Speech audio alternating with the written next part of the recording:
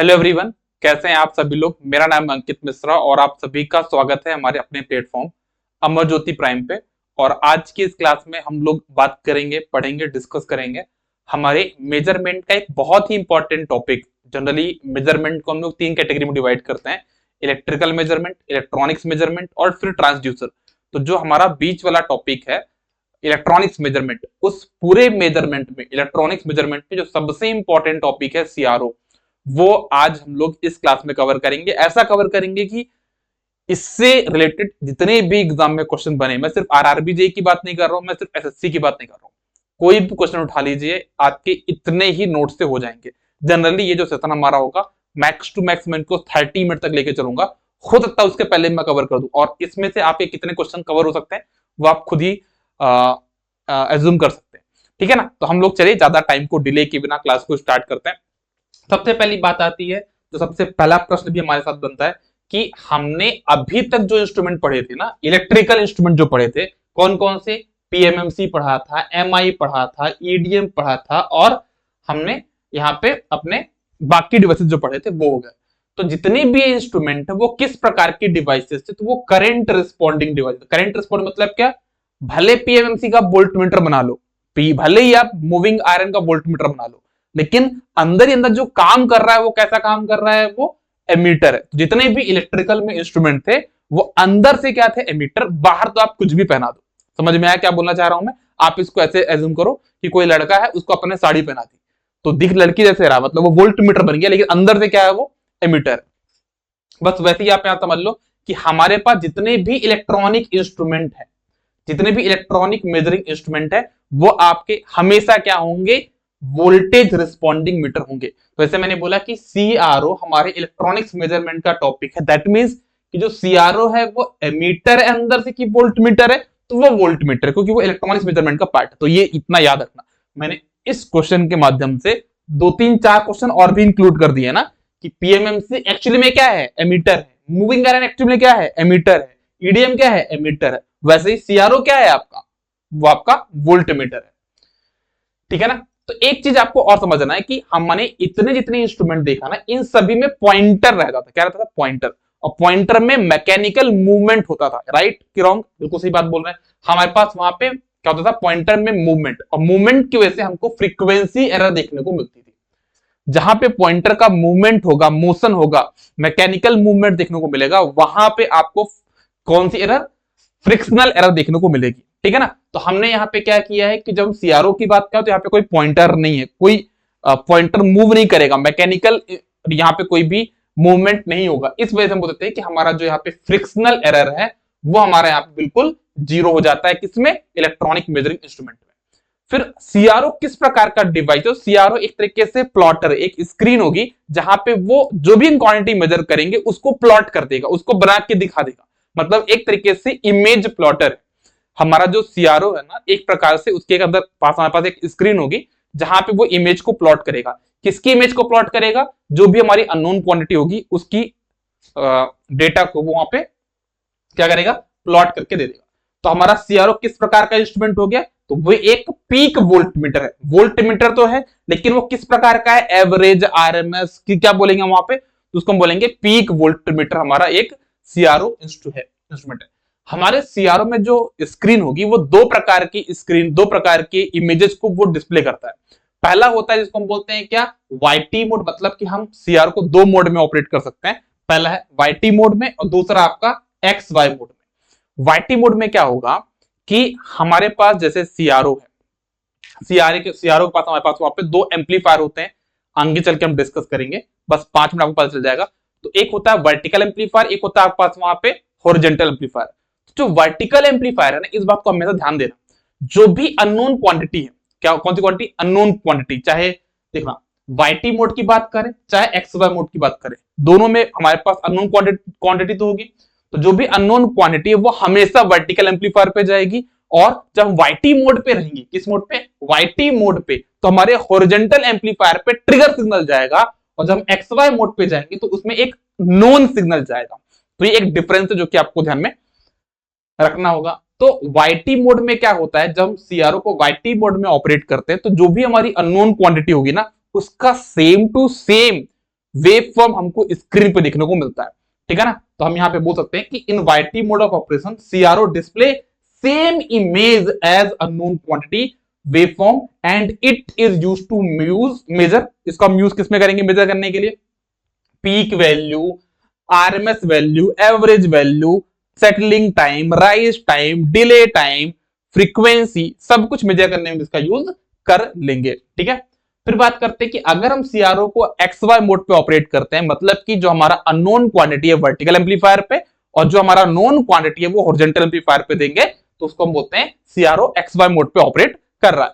तो जब हम सीआरओ को एक्स वाई मोड पे ऑपरेट करेंगे ना, तो जो भी हम अननोन सिग्नल दे रहे हैं वैसा सिग्नल स्क्रीन पे प्लॉट नहीं होता है। इस बात को आपको ध्यान में देना होगा। कुछ अलग प्रकार का पैटर्न हमको देखने को मिलता है। उस पैटर्न के बारे में एक साइंटिस्ट है, इसको बोलते हैं लिसाजियस, उन्होंने स्टडी करी। इस वजह से जो भी हमको स्क्रीन में दिखाई देगा एक्स वाई मोड में, हम उसको लिसाजियस पैटर्न बोलते हैं, लिसाजियस फिगर भी बोलते हैं, है ना। तो ये चीज आपको ध्यान में रखना होगा। और उस फिगर से हम दो प्रकार के मेजरमेंट कर सकते हैं। पहला है फेस मेजरमेंट और दूसरा आपके पास यहाँ पे फ्रीक्वेंसी मेजरमेंट। तो दो मेजरमेंट हम लोग यहाँ पे मेजरली कर सकते हैं जब हम सीआरओ को एक्स वाई मोड पे ऑपरेट करेंगे। ये पूरा हमारा सीआरओ का डायग्राम यहाँ पे दिख गया।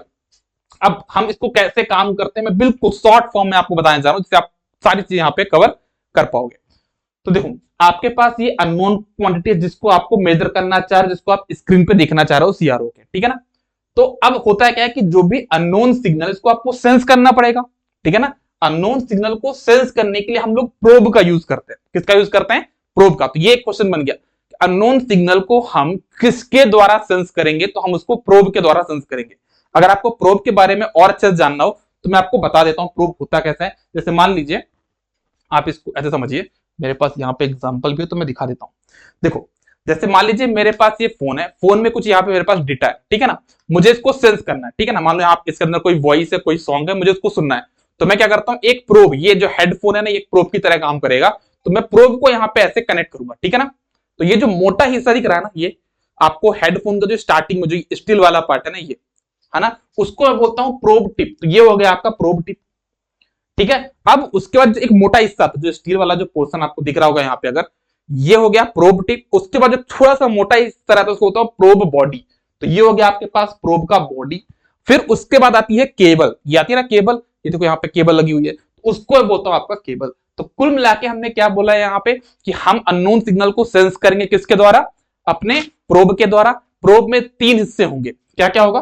पहला तो होगा मेरे पास प्रोब टिप, दूसरा होगा प्रोब बॉडी और तीसरा होगा केबल, ठीक है। ये समझ गए में आ गई बात। अब प्रोब जो बॉडी है ना, वो दो प्रकार के होते हैं। मतलब प्रोब बॉडी पे मैं प्रोब को, मतलब यहाँ पे क्या है, प्रोब बॉडी में कौन से एलिमेंट यूज हुए हैं, उस बेस पे मैं प्रोब को क्लासिफाई कर सकता हूं।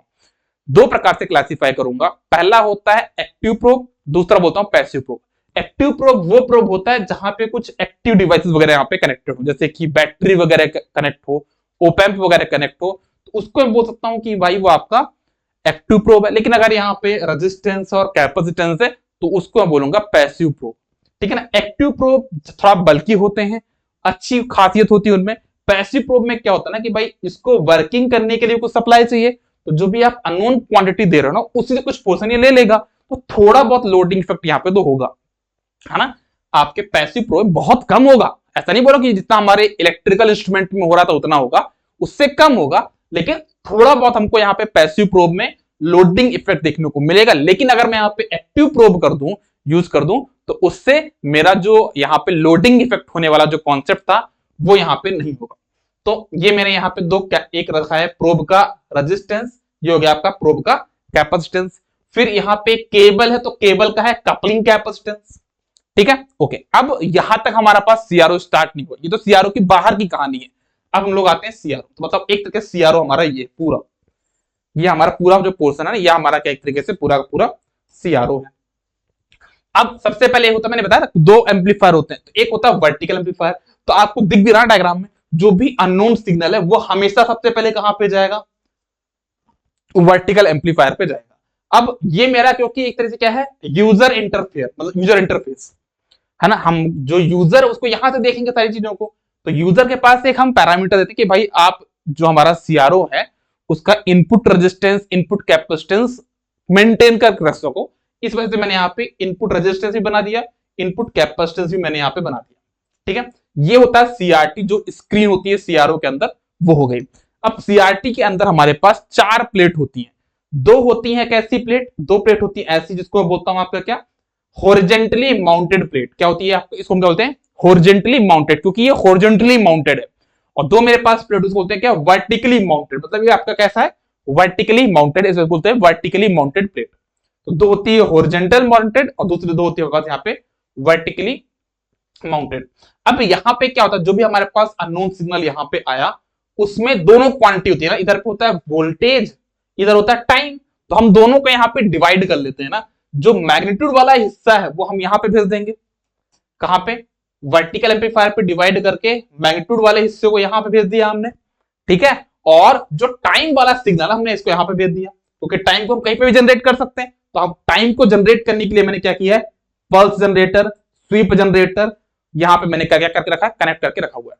अब क्योंकि इनको भी एक सप्लाई चाहिए ऑपरेट करने के लिए, तो सप्लाई हम यहां से भी ले सकते हैं, और यहां से नहीं लेना है तो हम लोग एक्सटर्नल सप्लाई का भी यूज कर सकते हैं। ठीक है ना, तो ये बात भी समझ में आ गई कि भाई हमने यहाँ पे V, T हमारे पास सप्लाई था, V, T, ठीक है ना, उसमें से मैंने क्या किया, V को यहाँ पे भेज दिया और T को मैंने यहाँ पे भेज दिया, T को मैंने यहाँ पे जनरेट भी करके यहाँ पे भेज दिया, और दोनों के यहाँ पे सीआरटी में यहाँ इसके अंदर जोड़ के मिक्स करके मुझे यहाँ पे स्क्रीन पे डिस्प्ले मुझे यहाँ पे हो जाएगा। ठीक है, यहाँ पे स्क्रीन पे डिस्प्ले हो जाएगा। अब यहाँ पे थोड़ा सा और अच्छी चीजों को समझते हैं, होता क्या है, देखो जैसे मैंने बोला कि हमने यहाँ पे मैग्नीट्यूड वाला जो हिस्सा, वोल्टेज का मैग्नीट्यूड वाला हिस्सा, मैंने इसको यहाँ पे दे दिया हॉरिजॉन्टली माउंटेड प्लेट को, तो यहां तो तुरंत पहुंच गया। लेकिन टाइम को जनरेट करने में स्वीप जनरेटर जो है और ये पल्स जनरेटर, इनको ऑपरेट करने में कुछ ना कुछ टाइम तो लगेगा। तो ऐसा हो सकता है कि ये वाला सिग्नल हमारा टाइम पे पहुंच गया, लेकिन ये वाला सिग्नल थोड़ा लेट पहुंच रहा है, तो दोनों का यहाँ पे सिंक्रोनाइजेशन हो पाएगा क्या, नहीं हो पाएगा। तो थोड़ा सा हमको इसको डिले करना पड़ता है, क्योंकि हमको पता है कि ये जो ये वाला सिग्नल है थोड़ा लेट आएगा, लेकिन ये तो तुरंत पहुंच गया है ना, तो इसको थोड़ा सा हमको डिले करना पड़ता है। ये चीज भी आपको यहाँ पे ध्यान में रखना है। तो ये पूरा मैंने डायग्राम बताया हुआ आपको कि किस प्रकार से हमारे पास यहाँ पे सीआरओ काम करता है, कौन कौन से एलिमेंट होते हैं। अभी मैंने आपको इसकी वर्किंग के बारे में नहीं बताया, क्योंकि इसको थोड़ा मैं डिटेल में आगे चल के बताऊंगा। ये हो गया हमारे पास हॉरिजॉन्टल एम्पलीफायर। अगर हम सीआरओ को वाईटी मोड में ऑपरेट कर रहे हैं, किसमें, वाईटी मोड में ऑपरेट कर रहे हैं, तो हमारे डेटा का फ्लो कैसा होगा, यहां से चीजें आएंगी, एक तो इधर आ गया और दूसरा आएगा कैसे, यहां से ऐसे ऐसे ऐसे फिर ऐसे। लेकिन जब मैं सीआरओ को XY मोड में ऑपरेट करूंगा तो क्या होगा, अननोन सिग्नल तो ऐसे ही जाएगा ये, लेकिन जो नॉन सिग्नल है वो इधर कुछ भी पाथ काम नहीं करेगा। यहां पे स्विच लगा देखो, डायरेक्टली ऐसे चला जाएगा, डायरेक्टली वो ऐसे यहां पे पहुंच जाएगा। ठीक है, तो ये बात भी आपको ध्यान में रखनी होगी। सारी चीजें मैंने आपको यहाँ पे जो भी मैंने आपको एक्सप्लेन करी है वो यहाँ पे मेंशन की गई है। एक चीज आपको और ध्यान देना है, मेरे वर्टिकल एम्पलीफायर पे एक सेटिंग होती है, इसको होता है वोल्ट पर डिवीजन। मतलब कि एक डिवीजन, यहाँ पे क्या होता है, स्क्रीन में डिवीजन होता है, तो एक डिवीजन मुझे कितना वोल्टेज रखना है मैं यहाँ पे सेट कर सकता हूं। तो ऐसा क्वेश्चन बनता है कि वोल्ट पर डिवीजन की सेटिंग कौन से एम्पलीफायर पे होती है, तो वो हमारे होती है कहां पे, वर्टिकल एम्पलीफायर पे होती है। फिर एक क्वेश्चन बताता है कि टाइम पर डिवीजन की सेटिंग कहां पे होती है, तो टाइम वाला सिग्नल कहां पे गया, हॉरिजॉन्टल एम्पलीफायर पे, तो आप बोलोगे यहाँ पे हॉरिजॉन्टल एम्पलीफायर पे टाइम पर डिवीजन की सेटिंग होती है, यहाँ पे वोल्ट पर डिवीजन की सेटिंग होती है। ठीक है ना, और ये जो प्रोब है वो किस रेशियो में सिग्नल को क्या करेगा, एटेन्यूएट करेगा। प्रोब का मतलब क्या होता है, सेंस करना और उसको एटेन्यूएट करना। एटेन्यूएट का मतलब क्या होता है, ऐसे मान लीजिए कि जैसे आपको किसी ने बोला कि एक प्लेट पोहा है, इसको चेक करके बताओ कैसा बना है, ठीक है ना, तो आप उसको पूरा खा के थोड़ा बताओ कि अच्छा बना है, आपका पर्पस क्या है, उसको सिर्फ चेक करके बताना, तो थोड़ा सा क्वालिटी आप लोगे। वैसे यहाँ पे क्या मान लो, एक प्लेट पूरा पोहा है ना, उसमें से एक चम्मच हमको लेके बताना कि कैसा बना है, पूरा हम कंज्यूम करेंगे तो चेक करने का पर्पस ही क्या रह जाएगा। ठीक है ना, इस बात को समझते हो आप। यहाँ पे हमारा सेंसिटिविटी का भी कॉन्सेप्ट आता है, जो प्रोब, जो भी इंस्ट्रूमेंट कम डेटा चेक करे के डेटा को अच्छे से बता पाए, वो हमारा क्या, हाई सेंसिटिव होगा, मतलब उसमें कम लोडिंग होगी। तो अगर इसमें लोडिंग कम है मतलब कम डेटा लेना चाहिए, तो कैसे हम बोलेंगे, मान लो यहाँ पे n पोर्शन डेटा अवेलेबल है, ठीक है ना, तो उसमें सिर्फ एक पोर्शन ले रहा है, मतलब बहुत कम डेटा ले रहा है।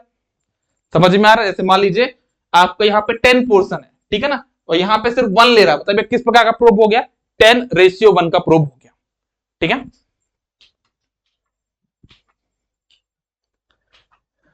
ये सारी चीज मैंने आपको बता दी यहां पे, जो कि आपको ध्यान रखना। अब समझना एक चीज और, जब हम सीआरओ को वाईटी मोड में ऑपरेट करते हैं तो हमको ट्रिगर पॉइंट सिलेक्ट करने होते हैं। क्या करने पड़ते हैं, ट्रिगर पॉइंट सिलेक्ट करने होते हैं। तो कैसे सिलेक्ट करते हैं, ट्रिगर पॉइंट में दो चीजें होती हैं, एक होता है ट्रिगर वोल्टेज लेवल और एक होता है हमारे पास ट्रिगरिंग स्लोप। तो ऐसे में अगर मैंने यहाँ पे सिलेक्ट किया ये, तो यहाँ पे स्लोप तो पॉजिटिव है, तो ए वाले पॉइंट का स्लोप पॉजिटिव है, बी वाले का यहाँ पे स्लोप निगेटिव है तो निगेटिव स्लोप है, सी वाले का भी निगेटिव स्लोप है तो निगेटिव स्लोप है, डी वाला डेटा यहाँ पे क्या इंक्रीज हो रहा है तो यहाँ पे इसका स्लोप हो जाएगा पॉजिटिव, तो इसका स्लोप पॉजिटिव है। और यहाँ पे कौन कौन सी वैल्यू, मान लो यहाँ पे क्या +2 है ना, तो यहाँ पे डेटा 1.5 के आसपास समथिंग कुछ होगा कि नहीं होगा, 1.5 अगर होगा तो यहाँ पे हो जाएगा +1.5, बी पे 1.6 है, मान लो एग्जांपल ले लिया मैंने वहां पे, यहाँ पे सी पे -1.5 है और डी पे -1.6 है। एग्जांपल यहाँ पे 5 भी हो सकता है, 1.2 भी हो सकता है, कुछ भी हो सकता है।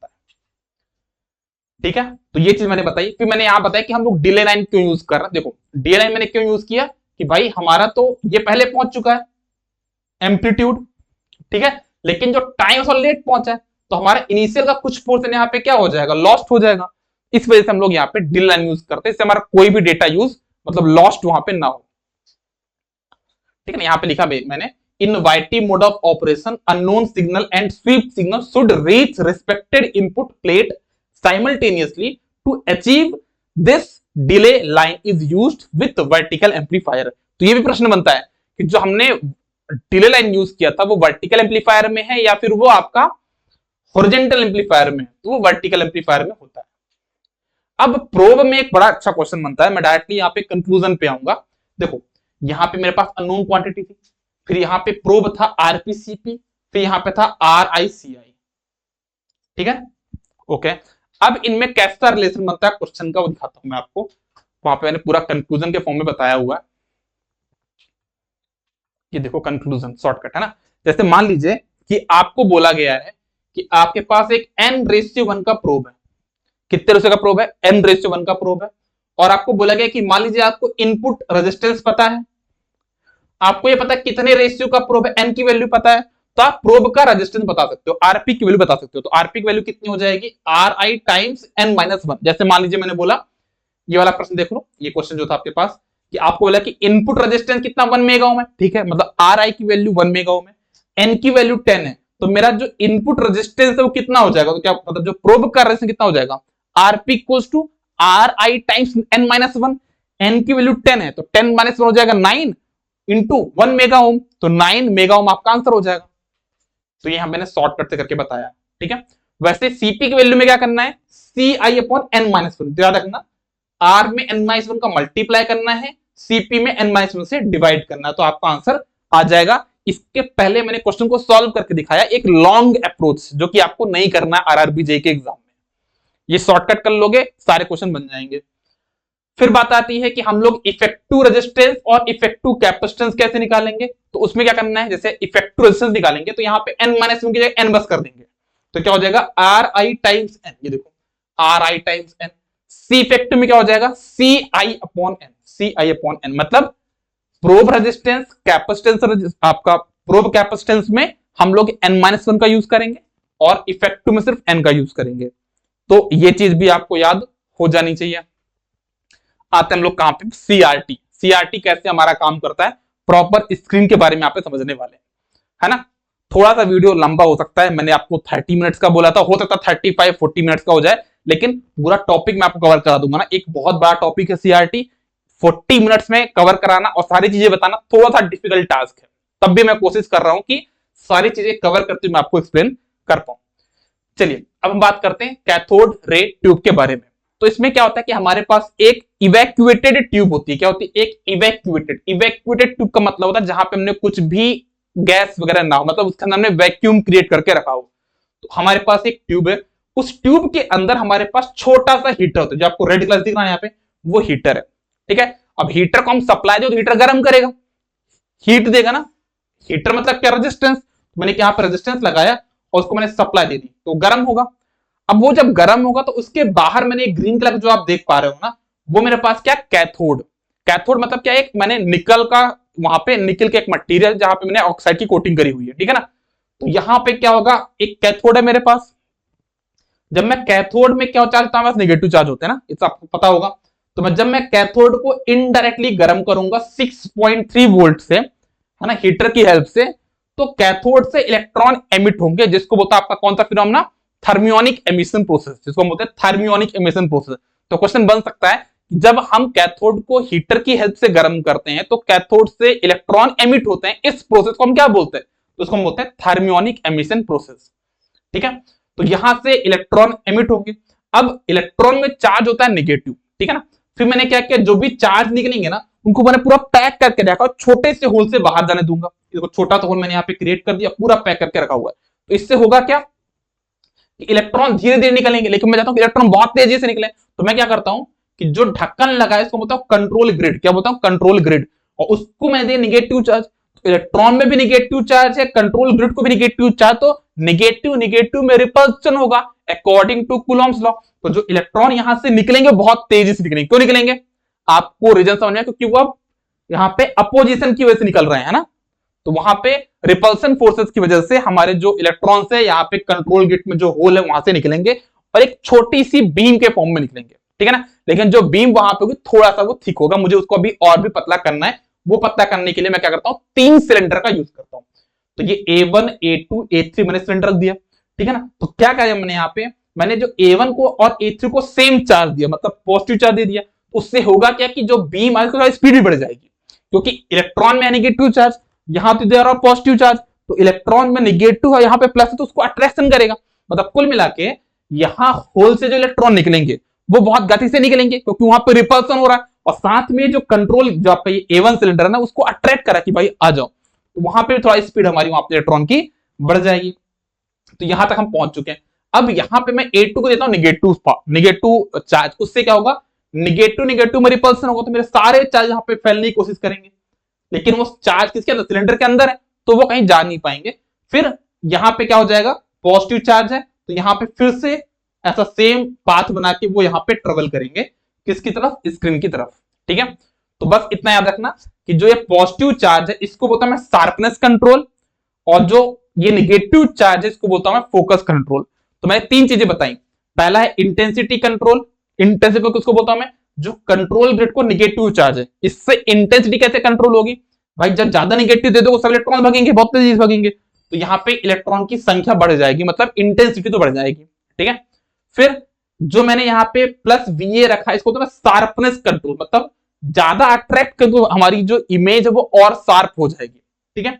फिर होता है फोकस, मतलब कभी कभी क्या होता है ना कि हमको ब्लर इमेज दिखाई देती है, वो फोकस अच्छा नहीं है, तो फोकस अच्छा बनाने के लिए, ब्लर को खत्म करने के लिए हम लोग क्या करते हैं, बीच में जो A2 सिलेंडर उसको निगेटिव चार्ज देंगे, जितना ज्यादा बढ़ाएंगे उतना ज्यादा हमारी इमेज क्या होगी, वहां पे शार्प होती जाएगी, ब्लर जो होता है वो खत्म हो जाएगा, ठीक है। अब हमारे पास यहाँ पे 2 प्लेट है। पहली प्लेट ये जिसको तो मैं क्या, हॉरिजॉन्टली माउंटेड प्लेट। अब देखो यहां से जो बीम है, इलेक्ट्रॉन की बीम ऐसे जा रही है, ठीक है ना। अब हुआ क्या कि हमने जो यहाँ पे वर्टिकल एम्पलीफायर था, वर्टिकल एम्पलीफायर में जो मैग्नीट्यूड की इंफॉर्मेशन वो मैं लेके यहाँ पे आ चुका हूं, ये वाली प्लेट पे, और जो मेरे पास टाइम की इंफॉर्मेशन थी वो मैं यहाँ पे लेके आ चुका हूं, ठीक है। तो अब हुआ क्या कि मुझे ये प्लेट के पास ये इंफॉर्मेशन है कि जो बीम आ रही है ना, इसको कितना ऊपर जाना कितना नीचे जाना ये बताना है, ये इंफॉर्मेशन प्लेट के पास में है, और ये प्लेट अपनी इंफॉर्मेशन कन्वे करेगा किसको, प्लेट को, मतलब इस बीम को। तो क्या करना है हमको यहाँ पे कि जो ये बीम है इसको अप डाउन बताएगा, अप मतलब मैग्नीट्यूड की इंफॉर्मेशन यहाँ पे देगा। तो कुल मिला के हम ये कहना चाह रहे हैं कि ये जो प्लेट है ना जो कि हॉरिजॉन्टली माउंटेड है, वो बीम को ये बता रही को किसको कितना वर्टिकली अप जाना है, कितना वर्टिकली डाउन जाना है ना। जो ये हॉरिजॉन्टली माउंटेड प्लेट है, ये बीम को ये बता रही कि इनको कितना ऊपर जाना है कितना नीचे जाना है, इस वजह से मैं इसको बोलता हूं वर्टिकल डिफ्लेक्टिंग प्लेट। ये एक चीज समझ ना, horizontally mounted plates are known as vertical deflecting plate, या फिर हम लोग यहाँ पे वाई इनपुट हमें देते हैं ना, इसको बोलते हैं वाई इनपुट प्लेट भी हम इसको बोलते हैं, ठीक है। ओके, ये हो गया। और यहाँ पे जो टाइम की इंफॉर्मेशन देना है, मतलब जो आपका हॉरिजॉन्टल इंफॉर्मेशन, तो क्या बोलोगे यहाँ पे, जो प्लेट वर्टिकली माउंटेड है वो अननोन सिग्नल की हॉरिजॉन्टल इंफॉर्मेशन दे रहे हैं, इस वजह से इसको मैं क्या बोलता हूं, horizontal plate, horizontal deflecting plate, ये आपका हॉरिजॉन्टल डिफ्लेक्शन देगी, या आपका वर्टिकल डिफ्लेक्शन देगी। मतलब यहां तक बीम को दोनों इंफॉर्मेशन मिल चुकी है, तो आपकी बीम यहाँ पे आके स्ट्राइक करेगी, और जब स्ट्राइक करेगी तो हमको स्क्रीन में कुछ भी दिखाई नहीं देगा। क्यों नहीं दिखाई देगा? क्योंकि इलेक्ट्रॉन विजिबल कब से हो गया, तो इलेक्ट्रॉन को विजिबल हमको करना पड़ेगा। कैसे करेंगे? हम यहाँ पे फॉस्फर की कोटिंग लगा देते हैं, ठीक है ना। उससे क्या होगा, हमारे पास जो स्क्रीन है वो हमारी क्या हो जाएगी, जो इलेक्ट्रॉन है वो हमारी क्या हो जाएंगे, विजिबल हो जाएंगे। तो ये बात भी आप ध्यान में रखिएगा। कभी कभी क्या होता है कि जब हमारे पास इंफॉर्मेशन आ जाए तो यहां पे कभी इलेक्ट्रॉन टकरा जाते हैं। कहां पे? नेक ऑफ सीआरटी, इसको बोलते हैं नेक ऑफ सीआरटी, है ना। गला, जो सीआरटी का जो गला है ना, वो ये है। तो हम लोग क्या करते हैं कि कभी इलेक्ट्रॉन यहाँ पे टकरा जाएंगे, तो जब इलेक्ट्रॉन यहाँ पे टकरा गए तो यहाँ पे प्रॉपर वो हमको प्लॉट नहीं दे पाते हैं ना, इंफॉर्मेशन नहीं देता, ऐसा प्लॉट आता है, कुछ यहाँ पे पोर्शन कट जाता है। तो उस चीज को हमको क्या करते हैं, जो क्लिपिंग हो रही है इसको हटाने के लिए हम लोग यहाँ पे ग्रेफाइट की एक कोटिंग कर देते हैं। किसकी? ग्रेफाइट की एक कोटिंग कर देंगे तो क्या करेगा, जो भी हमारे सेकेंडरी इलेक्ट्रॉन मतलब जो यहाँ पे टकरा रहे हैं उनको प्राइमरी बने, मतलब यहाँ पे स्क्रीन की तरफ भेज देगा। तो ये मैंने आपको पूरी वर्किंग के बारे में बताया कि कैसे हमारा सीआरटी काम करता है, ठीक है। अब ये पूरी वर्किंग मैंने यहाँ पे लिखी हुई है, तो आपको मैंने एक्सप्लेन कर दिया, एक बार आप रीड कर लोगे तो सारी चीजें बन जाएंगी, ठीक है। तो ये हो गया। अब एक चीज और समझना, थोड़ा सा यहाँ पे न्यूमेरिकल्स पे आते हैं, जैसे क्वेश्चन बन सकते हैं एग्जाम में। जैसे जनरली इसमें जो क्वेश्चंस बनते हैं सीआरओ में, वो प्री डिफाइंड टाइप के क्वेश्चन, मतलब ज्यादा नए क्वेश्चन बनने की पॉसिबिलिटी नहीं होती, तब भी मैं कोशिश करता हूं बनाने की। जैसे मान लो एक बोला कि आपके पास 8x8 का स्क्रीन, मतलब 8 आपके हॉरिजॉन्टल डिवीजन है और 8 आपके वर्टिकल डिवीजन, मतलब 8x8 की स्क्रीन है, ठीक है। जहां पे वाई इनपुट हम यहाँ पे देते हैं, तो वाई इनपुट 0 है, और हमारे पास जो एक्स इनपुट दे रहे हैं वो ये 6 वोल्ट का, और हम ये मान के चल रहे हैं कि वोल्ट पर डिवीजन कितना 2 है, मतलब एक डिवीजन में 2 वोल्ट है। तो एक डिवीजन में 2 यहां पे हो गया, 2 डिवीजन में 4 यहां पे हो जाएगा, तो 3 डिवीजन में 6 यहां पे हो जाएगा, और यहां पे तो आपने कोई इंफॉर्मेशन दी नहीं, तो हमारा जो प्लॉट है वो यहां पे आएगा, तो हमको स्क्रीन में ऐसा कोई सिग्नल दिखाई देगा। फिर एक क्वेश्चन है, हमने y इनपुट दिया 4 वोल्ट और x इनपुट दिया 0, और ये मान के चलते हैं कि हमारा जो वोल्ट पर डिवीजन वो 2 ही है। तो एक डिवीजन में 2 वोल्ट, तो 2 डिवीजन में 4 वोल्ट, 4 वोल्ट दिया तो आपका जो इमेज आएगा, है ना, वो ऐसा कुछ दिखाई देगा। क्योंकि आप डीसी दे तो कांस्टेंट वैल्यू आपको यहाँ पे एक पॉइंट्स होगा, मतलब अगर ऐसा क्वेश्चन आया ना, स्क्रीन में आपको क्या दिखाई देगा, तो एक पॉइंट दिखाई देगा, क्योंकि आप डीसी सप्लाई यहाँ पे दे रहे हैं। अब यहाँ पे क्या किया मैंने, एक्स इनपुट दिया 6 वोल्ट यहाँ पे, और वाई को दिया -2। तो देखना -2 के लिए यहाँ पे आ गए, और x के लिए 6, मतलब 3 वोल्ट यहाँ पे आ जाएंगे, मतलब टोटल यहाँ पे आएंगे हम लोग। यहाँ पे इमेजिन करो ना, यहाँ पे 6 वोल्ट, तो 2 वोल्ट, 4 वोल्ट, 6 वोल्ट यहाँ तक पहुंच गए, और यहाँ पे -2, तो -2 यहाँ पे आ गया, तो इन दोनों का जो इंटरसेक्शन है वो यहाँ पे आएगा, ठीक है। ओके, अब यहां से चीजें शुरुआत होती है, इनको मैं ज्यादा आपको एक्सप्लेन नहीं करूंगा, बस ये क्वेश्चन बनता है कि जैसे मान लीजिए हमारे पास स्वीप सिग्नल देते हैं, उसका टाइम पीरियड हमको दिया है ना, हमारे पास जो अननोन सिग्नल है उसका हमको टाइम पीरियड दिया है। तो हम क्या ये बता सकते हैं कि जो हमारी स्क्रीन पे वेवफॉर्म शो होगी वाईटी मोड में, उसमें कितने साइकिल, मतलब जो हमारा अननोन सिग्नल है उसके कितने साइकिल शो होंगे। तो उसका एक फॉर्मूला है, क्या? T sweep upon T signal, मतलब हमको टी स्वीप सिग्नल का टाइम पीरियड पता चल जाए और सिग्नल का टाइम पीरियड पता चल जाए, उन दोनों को हम डिवाइड कर दें तो हम ये बता सकते हैं कि हमको कितना यहाँ पे वेवफॉर्म शो होगा। जैसे एक प्रश्न है यहाँ पे कि मैंने यहाँ पे क्या किया है, देखो आप यहाँ पे ये स्वीप सिग्नल है तो 20 मिली सेकेंड है, हाँ या ना, और ये अभी आपका 20 मिली सेकेंड, दोनों का टाइम पीरियड बराबर है, तो इन दोनों को जब मैं डिवाइड कर दूं कितना आएगा 1, तो स्क्रीन पे मुझे 1 सिग्नल दिखाई दे रहा है, यहाँ पे टोटल एक साइकिल दिखाई दे रहा है। जैसे एक प्रश्न में और देखता हूं यहाँ पे होगा, तो मैंने नहीं कहा, बस तैयार रखना, ठीक है ना। ये अब कभी कभी हम ये चाहते हैं ना कि भाई हमको किसी वेव फॉर्म की एनालिसिस करनी है, तो वो तभी पॉसिबल होगा ना जो एक पूरी कंप्लीट वेव फॉर्म आए। तो ऐसा बोला जाता है कि फॉर प्रॉपर एनालिसिस एटलीस्ट एक सिंगल हमको वेव फॉर्म, तो मतलब एक पूरा साइकिल तो आए, उसके लिए स्वीप सिग्नल हमेशा ज्यादा हो टी सिग्नल से। तो T sweep should be greater than equal to T signal, ये एक हमको चीजें पता होनी चाहिए।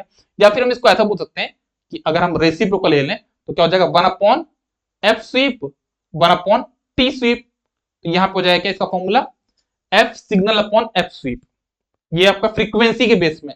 तो एक क्वेश्चन यहाँ पे बनता है जनरल एग्जाम में कि भाई मान लिया कि आपका जो सिग्नल है अननोन सिग्नल है उसकी फ्रीक्वेंसी 50 हर्ट्ज, ठीक है, और जो आपका स्वीप सिग्नल है उसकी फ्रीक्वेंसी 25 हर्ट्ज, तो आपको कितने साइकिल दिखाई देंगे? तो क्या बोलो 2 साइकिल दिखाई, तो 50/20 कितना हो जाएगा? 2 हो जाएगा। तो ये चीज हो गई, ठीक है। तो ये कुछ फॉर्मूले हैं कि स्वीप सिग्नल कैसे निकालोगे, मतलब आपको कोई वेव फॉर्म दिया हुआ है ना, स्क्रीन का, और बताना है कि आपका टाइम पीरियड कितना सिग्नल का, तो कैसे करोगे? आप हॉरिजॉन्टल डिवीजन देख लो, ठीक है, कितने जो आपका एक साइकिल है उसमें कितने हॉरिजॉन्टल डिवीजन आ रहे हैं, उसमें टाइम पर डिवीजन का मल्टीप्लाई कर दो, तो आपको क्या मिल जाएगा वहां पे? T signal. Peak to peak value कैसे करोगे? आप क्या करोगे? वर्टिकल डिवीजन, मतलब आपके जो आपका एक साइकिल है, एक साइकिल से मैं आपको दिखाता हूं यहाँ पे, जैसे ये देखना, यहाँ पे कितने डिवीजन ऊपर गया? 4 डिवीजन यहाँ पे गया, 4 डिवीजन यहाँ पे गया, तो टोटल कितने डिवीजन इसने ऑक्युपाई किए? 8 डिवीजन। तो इसमें 8 मल्टीप्लाई कर दो इसका वोल्ट पर डिवीजन का, तो इसका हो जाएगा total magnitude V peak to peak, मतलब क्या हो जाएगा? Vertical division into volt per division. इससे आपको मिल जाएगा क्या? Peak to peak value. Peak value क्या होती है? वी पीक टू पीक को हाफ कर दो, पीक टू पीक वैल्यू को अगर हाफ कर दोगे तो आपको क्या मिल जाएगा? पीक वैल्यू, ठीक है।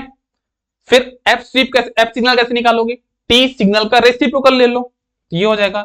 आरएमएस वैल्यू कैसे निकालोगे? पीक वैल्यू को डिवाइड बाय √2 कर दो, ठीक है। ये क्वेश्चन आप लोग कर लीजिएगा, मैं नहीं करूंगा। जैसे ये क्वेश्चन दिए यहाँ पे, सब इनको ट्राई करिएगा ना आप लोग, मैं क्वेश्चन को सॉल्व करूं यार, ठीक है। अब हम आते हैं लास्ट टॉपिक पे जो हमारा है, जिसको हम बोलते हैं क्या? आपका X Y mode of operation, मतलब सीआरओ को मैंने वाईटी मोड में ऑपरेट किया और कैसे कैसे चीजें काम करती, कौन कौन से इंपॉर्टेंट फॉर्मूले वो मैंने आपको बता दिए।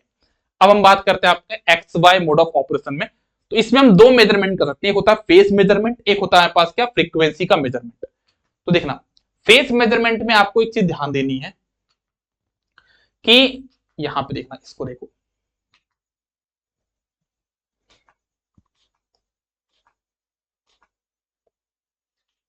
देखो होता क्या है कि जब दो, देखो एक्स वाई मोड में क्या होगा?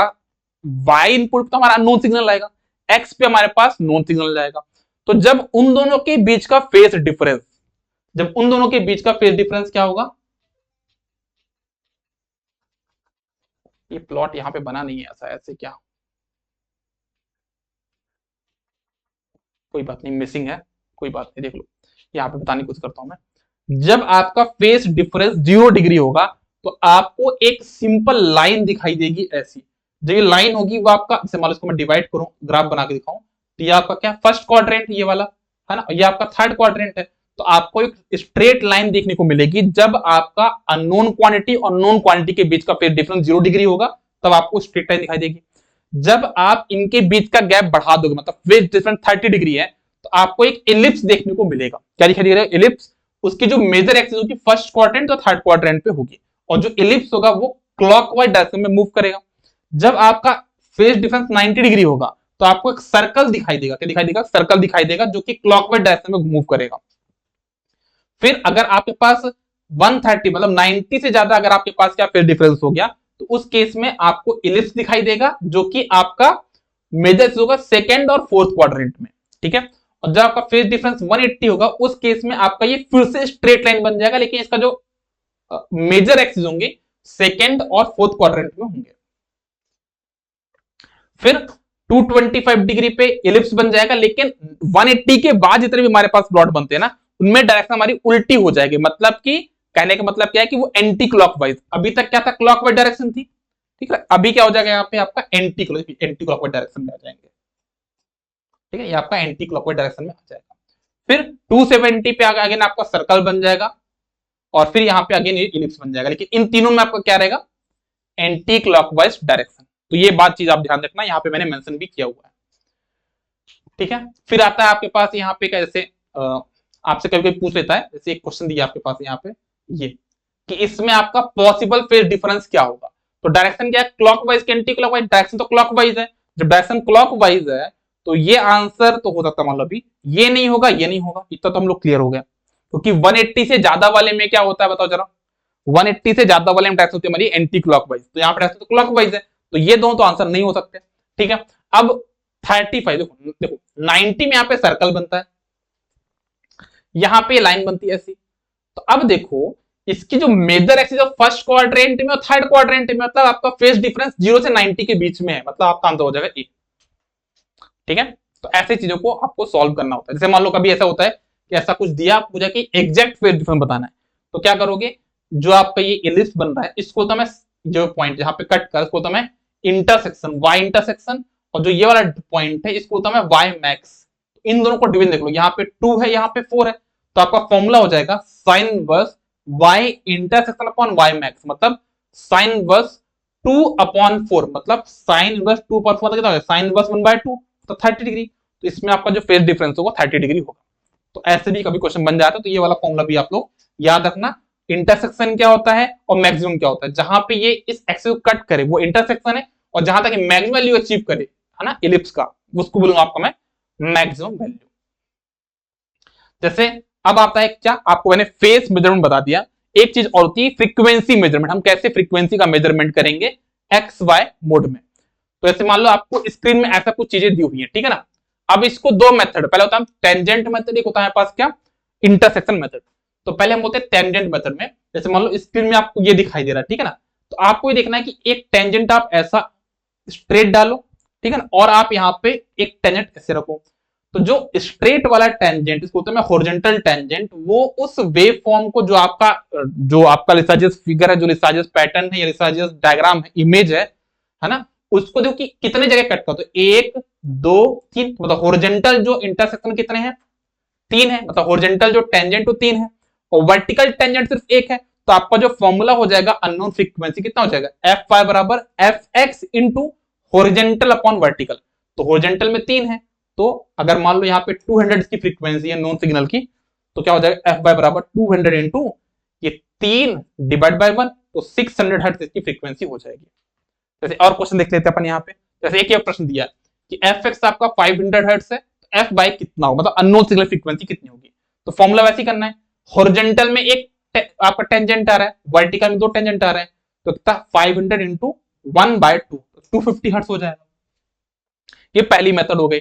दूसरी मेथड भी सेम आंसर आएगा, इसको बोलते हैं इंटरसेक्शन मेथड। मतलब क्या करना है, जो भी आपका डायग्राम आया, जो भी इमेज है, जो भी प्लॉट है, उस पे एक हॉरिजॉन्टल इंटरसेक्शन लो और एक आप वर्टिकल इंटरसेक्शन लो। तो जब हॉरिजॉन्टल लोगे कितने कट किया, 1 2 3 4 5 6, तो 6 जगह कट किया हॉरिजॉन्टल इंटरसेक्शन में, और वर्टिकल कितने कट कर रहा है, 2 जगह कट कर रहा है। तो आप फॉर्मूला इंपुट कर दो, एफ वाई बराबर F x into horizontal intersection upon vertical intersection. तो वैल्यू पुट कर दिया जाएगा, तो कितना आंसर आ जाएगा पास, 200 इंटू 6/2, मतलब कितना आ जाएगा पास यहाँ पे 600 हर्ट्ज। इसको भी आप ट्राई करिए क्वेश्चन को, है ना, ऐसे बहुत सारे एग्जाम में क्वेश्चन आपको देखने को मिल जाएंगे, इसको भी ट्राई करिएगा। ज्यादातर मैं जो प्रीफर करता हूँ ना सॉल्व करने के लिए, वो आपका इंटरसेक्शन मेथड, ठीक है ना। उसका रीजन भी देख लो, कभी कभी टेंजेंट में लोग गलती कर देते हैं, कैसी गलती करते हैं वो यहाँ पे दिख भी रहा मुझे। जैसे कि प्रश्न दिया, ठीक है ना, इसमें मुझे बोला है कि एफ एक्स आप कितना 500 हर्ट्ज है, एफ बाई कितना होगा, तो मैंने यहाँ पे हॉरिजॉन्टल इंटरसेक्शन लिया, तो वो 3 जगह कट कर रहे हैं, वर्टिकल में 2 जगह कट कर, तो 2 मैंने लिया यहाँ पे, और यहाँ पे कितनी वैल्यू है, यहाँ पे 500 है आपका अननोन वैल्यू, तो एफ बाई कितना आ जाएगा 750 हर्ट्ज, सही आंसर है। लेकिन अगर यही प्रश्न हम किससे करते हैं, इसमें से करते हैं, तो क्या होगा, टेंजेंट तो मुझे यहाँ पे 2 दिख रहे हैं ना, एक यहाँ पे एक यहाँ पे, तो लोग यहाँ पे गलती कर सकते हैं। यहाँ पे 2 टेंजेंट नहीं है, एक तो यहाँ पे टेंजेंट है, ये हाफ टेंजेंट है, तो हो जाएगा कितना, मतलब 1.5 आपके टेंजेंट यहाँ पे है और एक टेंजेंट यहाँ पे है, 500 इंटू 1.5 अपॉन 1, तब जाके 750 आएगा। लेकिन बहुत से लोग टेंजेंट मेथड में इसको क्या कर लेते हैं, दूसरा टेंजेंट ले, मतलब तो क्या करते हैं 500 इंटू 2/1, तो यहाँ पे वो गलती कर सकते हैं। इसलिए सबसे अच्छा है, सबसे आसान टेक्निक है कि आप लोग इंटरसेक्शन मेथड को ही अप्लाई करो ज्यादातर केसेस में, ठीक है ना। तो ये हो गया आपका पूरा का पूरा सीआरओ, जिसको मैंने ऑलमोस्ट आपका थोड़ा 35 मिनट्स तक तो हो गए हैं, बट क्या कर सकते हैं, पूरा बहुत बड़ा टॉपिक था, बहुत कुछ चीज हमने पढ़ा है। एक बार जितना ही मैंने आपको पढ़ाया है ना, एक बार पूरा इसको वीडियो को पॉज करके देख लो, आपके सारे क्वेश्चन यहाँ पे सॉल्व हो जाएंगे, ठीक है। तो मिलते हैं नेक्स्ट वीडियो में, good day, all the best, take care, bye bye, all the best.